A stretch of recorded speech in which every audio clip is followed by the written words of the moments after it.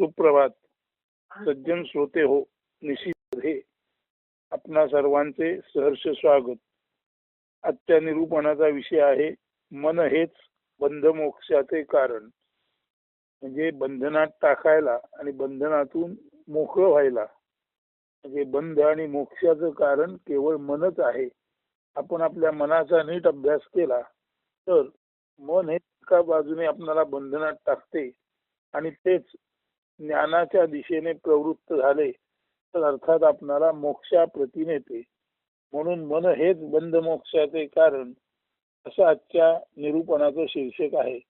संस्कृत सुभाषित आहे, अंतःसंसक्तिरे वैकम कारणम बंध मोक्षयोः. म्हणजे विषयासक्ती अंतःकरणी असणे नसणे हेची बंध मोक्षाचे मुख्य कारण जाणावे. विषयाची आसक्ती अंतःकरणात असेल तर बंधन आणि नसेल तर मोक्ष. अशा अर्थी अंतःकरणाची विषयाकडे आसक्ती जेव्हा निर्माण होते तेव्हा बंधनाला, म्हणजे आपण ज्याला म्हणतो बंदीशाळेत पडतो, आपण अडचणीत येतो. आणि विषयाकडे जेव्हा अंतःकरण आसक्त होत नाही तेव्हा आपण सर्वार्थाने मुक्त असतो. म्हणून विषयासक्ती अंतःकरणी असणे नसणे हेची बंध मोक्षाचे मुख्य कारण जाणावे. विषयाप्रती अंतःकरणात प्रीती, अनावर ओढ वा आसक्ती असेल तर ते बंधाचे, अन्यथा म्हणजे तशी आसक्ती नसेल तर ते मोक्षाचे मुख्य कारण समजावे. आता आसक्ती याच्यामध्ये आपण काय म्हणतो, इलाज नाही माझं मन स्त्री सुखाकडे वळतं, इलाज नाही माझं मन पैशाकडे वळतं, इलाज नाही माझं मन पदप्रतिष्ठेकडे वळतं, इलाज नाही माझं मन या जगाच्या संपूर्ण मोहक स्थितीकडे मायाबाजाराकडे वळतं. असं प्रत्येक जणच म्हणतो. त्याला काय करणार, माझं मन सगळे धावतं, त्याला काय करणार. पण इथे लक्षात घेतलं पाहिजे, ज्याला कळतं आपलं मन धावतं सगळे जातं त्याच्या हेही उलट्या बाजून लक्षात येईल. ज्या अर्थी मन धावतं हे आपणाला कळतं त्या अर्थी ते मन कसं थांबवावं, ते मन कसं स्थिरावं हेही थोड्या प्रयत्नाने आपणाला करता येईल. म्हणून माणसाने असं समजलं पाहिजे, मला याची त्याची आसक्ती आहे. अरे बाबा, जर तुला वेगवेगळ्या गोष्टींची आसक्ती असेल, आसक्ती याने आसक्ती है येऊ शकते, वेगवेगळ्या विषयाप्रती तुला ओढ निर्माण होऊ शकते, असू शकते, याला आसक्ती म्हणतात.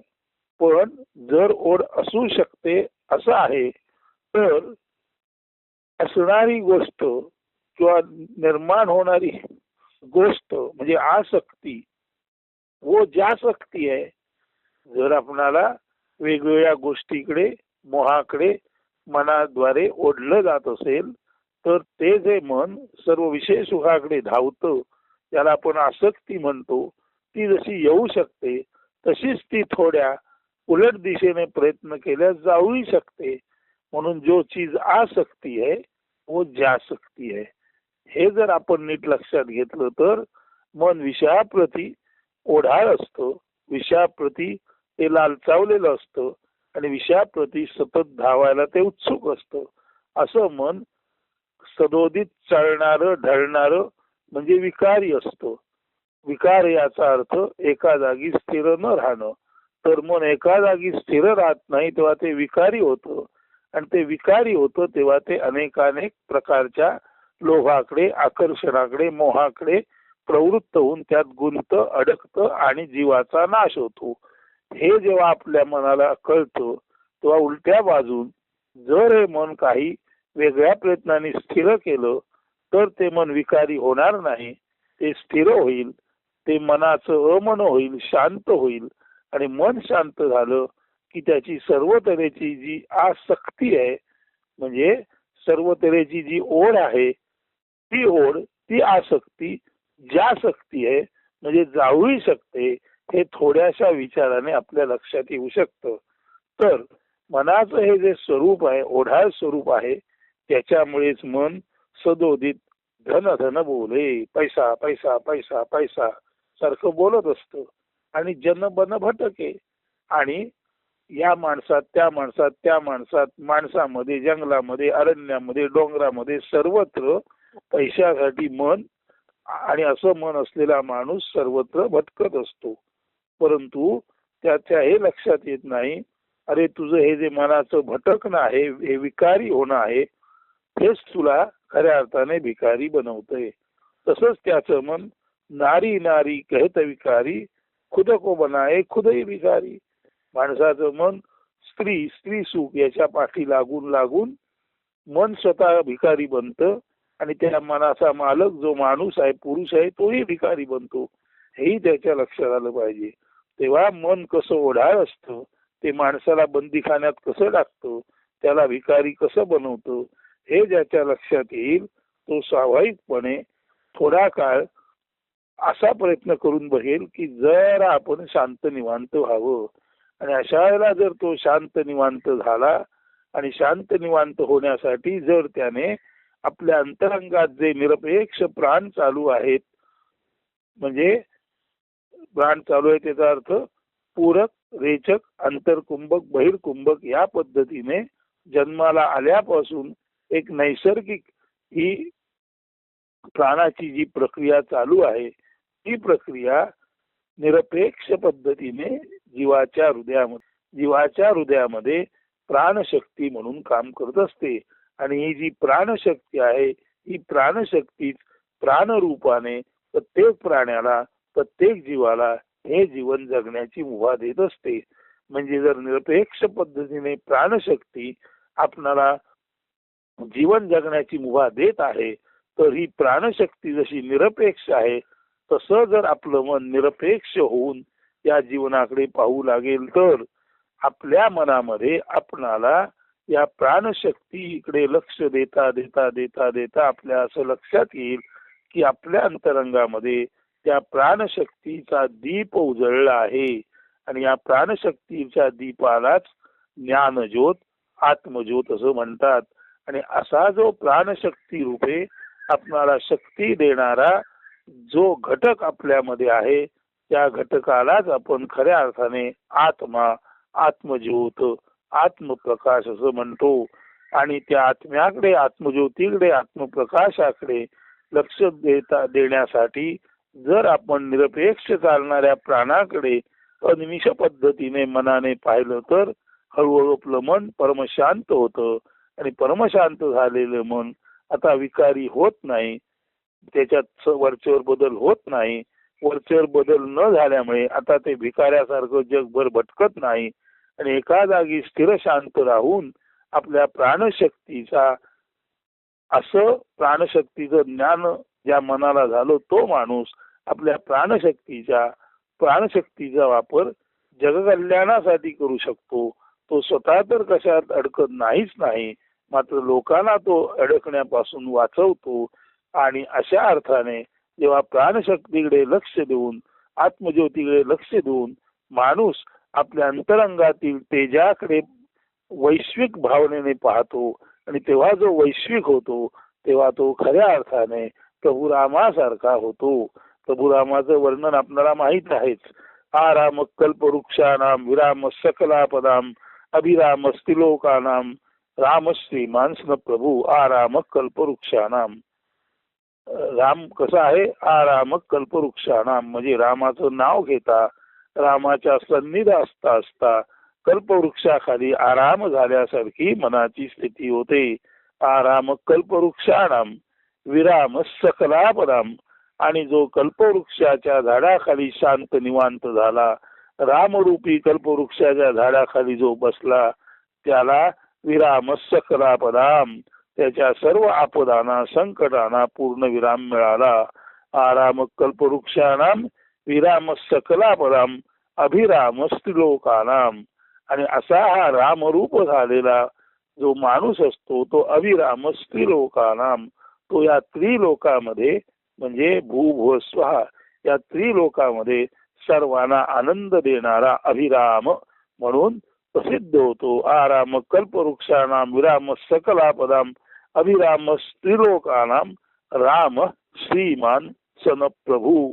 आणि असा हा राम जो एकेकाळी जन्माला आला, तो आजही ज्ञान पातळीला तुमच्या अंतरंगात आमच्या अंतरंगात जर आपण नीट अभ्यास केला तर तोच राम राम श्रीमान सनत प्रभू तोच राम अशा संतांच्या सज्जनांच्या हृदयातून आत्माराम म्हणून सतत सतत सतत सतत प्रभावशाली होत तोच राम एकदा होऊन गेला आज संत महंतांच्या हृदयात राम श्रीमान सन प्रभू तो राम तो श्रीमंत राम सातत्याने आपला प्रभाव दाखवत आहे आणि तेव्हाचा राम जेव्हा आज संत महंतांच्या हृदयात असतो तेव्हाच खऱ्या अर्थाने म्हणतात राम श्रीमान सन प्रभू म्हणजे याचं मन शांत झालं आणि ज्याने शांत मनाने आपल्या प्राणशक्तीकडे पाहिलं आणि त्या प्राणशक्तीचा वापर जगदुद्धारासाठी केला आणि स्वतः जो आसक्तीच्या पलीकडे गेला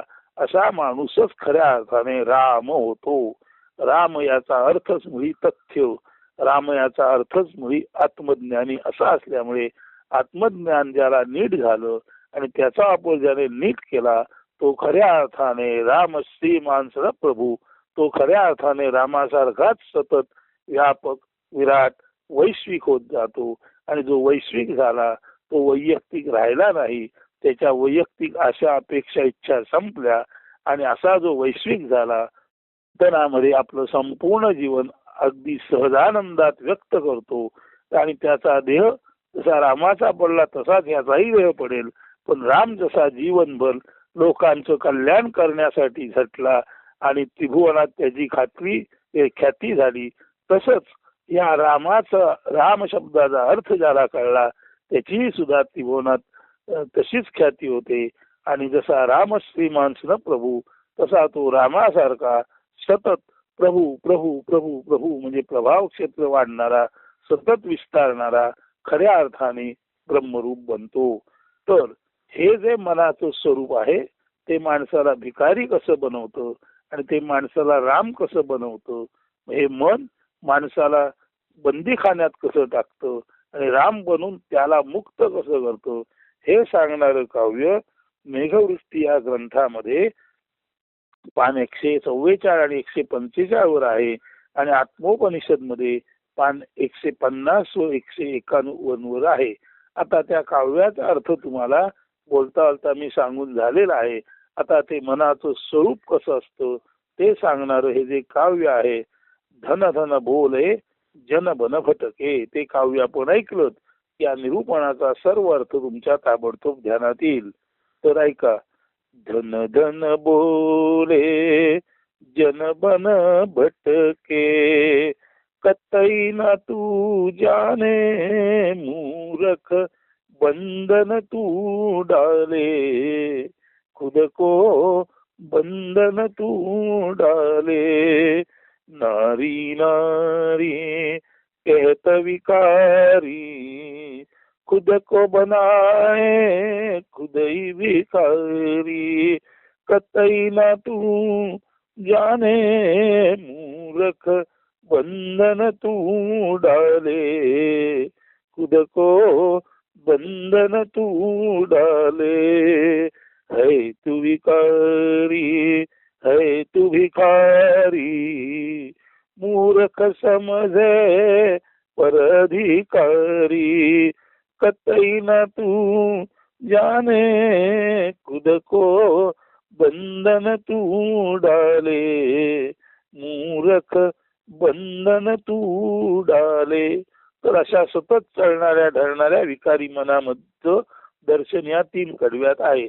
आता हेच जेव्हा मन स्थिर होतं तेव्हा त्याचं रामस्वरूप आपणाला पाहता येईल. ऐका.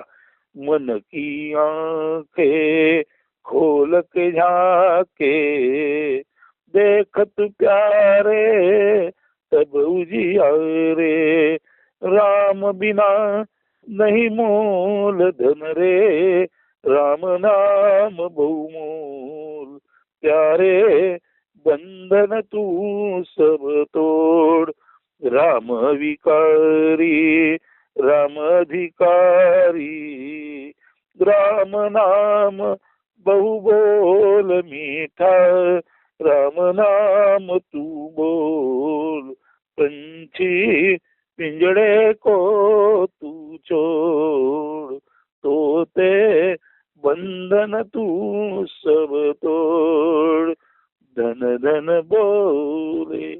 म्हणजे विकारी मन पहिल्या 3 कडव्यात आहे आणि जेव्हा ते मन शांत निवांत होऊन अनिमिष पद्धतीने, निरपेक्ष पद्धतीने प्राणशक्तीकडे लक्ष देतो, तेव्हा त्या मनाचे अमन होते आणि त्या प्राणशक्तीचं शुद्ध ज्ञान, आत्मज्ञान त्या मनाला प्राप्त होतं.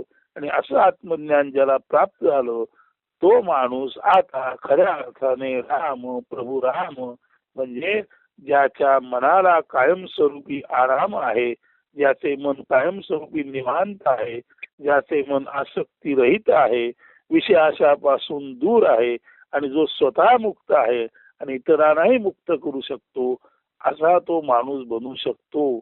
मात्र आपण असे बनेपर्यंत आपण अधिकारी नव्हे, तर तो प्रभू राम अधिकारी आहे. आणि त्या प्रभू रामाचा अधिकार जर ज्ञान पातळीवरून समजून घेऊन आपण तसे झालो तर खऱ्या अर्थाने कोणताही ज्ञानी माणूस राम श्रीमान सनत प्रभू, प्रत्येक ज्ञानी माणूस त्याच्याबरोबर तो श्रीमंत राम आहे, जो जगाचा उद्धार करणारा राम आहे, जो मायामोहापासून दूर असलेला आसक्ती रहित आणि जनाच्या कल्याणासाठी ज्याने अवतार घेतला असा तो राम आजही साधू संतांच्या हृदयातून जेव्हा जेव्हा त्यांना आत्मज्ञान प्राप्त होऊन त्यानुसार ते वागू लागतात तेव्हा त्यांच्या हृदयातून आजही तो राम श्रीमान सनत प्रभू, सनत म्हणजे सतत सतत सतत तो राम अशा सज्जन माणसांच्या हृदयातून पुढे पुढे पुढे पुढे व्यापक होत असतो. आणि त्या कारणानेच आपण म्हणतो की रामकृष्ण ही जी आपली दैवत आहेत ती जोपर्यंत या जगात चंद्र सूर्य उगवतात मावळतात तोपर्यंत ती राहणारच आहेत. म्हणून मानवी जीवन जोपर्यंत आहे तोपर्यंत राम आणि कृष्ण ही जोडगोळी सनत प्रभू सतत सतत सतत आपला प्रभाव दाखवून आपणाला उत्तम मार्गावर नेण्यासाठी मदत करणार आहेत. परंतु प्रत्येक माणसाने हेच बंधाचे कारण आहे आणि मन हेच मोक्षाचे कारण आहे, त्या दोन्ही बाजू लक्षात येतात. आणि असं लक्षात आलं की मन मोक्षाकडे जातं, मन मोक्षाकडे झालं की असा मोक्षाकडे गेलेला माणूस जगाला मोक्ष देण्याकडे वळतो आणि संत बनतो. हे जर आपण रहस्य लक्षात घेतलं तर परत एकदा सांगतो, जो चीज आ सकती है वो जा सकती है. म्हणजे ज्याला आपण आसक्ती म्हणतो तो शब्द आसक्ती आहे असा आहे. मग जी गोष्ट येऊ शकते ती जाऊ शकते. म्हणजे आपण जर म्हटलं की मी मायामोहात गुंतो, मी पैशात गुंतो, मी स्त्री सुखात गुंतो, माझा काही इलाज नाही, मला काही जमत नाही, तर बाबा रे असं नाही. तू कशात गुंतलास हे जेव्हा तुला कळतं तेव्हा कैदेमध्ये असलेलं दर्शन तू घेतोस तेव्हा साक्षीत्वामध्ये राहून तुझा मी जरी कैदेत असला तरी साक्षीत्वात जो असतो तो मीला कैदेत बघतो आणि साक्षीत्वातला जो असतो तो कैदे बाहेर असतो. म्हणून आपण अडकलो हे ज्याला कळतं तेव्हा तो जो अडकलेला असतो तो साक्षीत्वात अडकणं म्हणजे काय आणि मोकळं राहणं म्हणजे काय त्याचं ज्ञान त्याला मिळत असतं. म्हणून ज्याला अडकणं कळलं त्याला मोकळं होणं शक्य आहे. आसक्ती जशी शक्य आहे तशी आसक्ती जासक्ती, आसक्ती ज्यासक्ती आहे, मोह जाऊ शकतो हेही तितकंच सत्य आहे. याचं ज्ञान आपण मन हे संबंध मोक्षाचे कारण या निरूपणाद्वारे आजच्या व्याख्यानामध्ये किंवा निरूपणामध्ये घेतलेला आहे. आणि या दृष्टीने हे जे काव्य पान 144-145 वर मेघवृष्टी पुस्तकात आहे तेच काव्य आत्मोपनिषद मध्ये 150 व 51 पानावर आहे. आणि धन धन बोले जन मन भटके असं जे मनाचं विकारी रूप आहे तेच पुढे जाऊन रामरूप कसं होतं हे 4थ्या आणि 5व्या कडव्यात सांगितलेलं आहे. आणि पहिल्या 3 कडव्यात मनाचं सर्वसाधारण विकारी रूप सांगितलेलं आहे. आणि जेव्हा मनाच्या लक्षात येतं आपण आत्माराम आहोत, आपण आत्मस्वरूप आहोत, तेव्हा पुढच्या 2 कडव्यात हेच मन बंधनातून बाहेर कसं पडतं. कारण आता ते विकारी राहिलं नाही. आता ते रामाचं मन झालं आणि पहिल्या 3 कडव्यात विकारी मन असतं त्याचं दर्शन दिलेलं आहे. तेव्हा ही 5 कडवी आपण नीट पुस्तकातून वाचून त्याचा बोध घ्या, म्हणजे तुमच्या सर्वांच्या लक्षात येईल मन हेच बंधनाला कारणीभूत आहे आणि तेच सुटायला कारणीभूत आहे. त्याची अगदी सरळ याचा अर्थ असा आहे की जो अडकतो तोच मोकळा होतो आणि जो मोकळा असतो तोच कधी ना कधी अडकतो. म्हणजे अडकणारा आणि मोकळा होणारा वस्तुता एकच आहे. म्हणून अडकण्याचं कारण ज्याला नीट कळलं तो एकदा का त्या अडकण्यातून बाहेर पडला की पुन्हा कधीही अडकत नाही, पुन्हा कधीही बंधनात येत नाही. नव्हे इतरांनाही तो बंधमुक्त करायला साधू संत सज्जन माणूस म्हणून मदत करू शकतो. हे लक्षात घेऊन आपण आपले जीवन कसे जगायचं हे या आजच्या निरूपणात मन हेच बंध मोक्षाचे कारण समजावून सांगितलेलं आहे. ते पहा, आपण त्या मार्गावर जाऊ शकतो अथवा नाही. प्रयत्नात राहा. ईश्वर सर्व प्रयत्नांच्या पाठी संरक्षक, रक्षण करता आणि यशदाता म्हणून कायमस्वरूपी असतो. धन्यवाद. अस्तु. सुदिन सुप्रभात.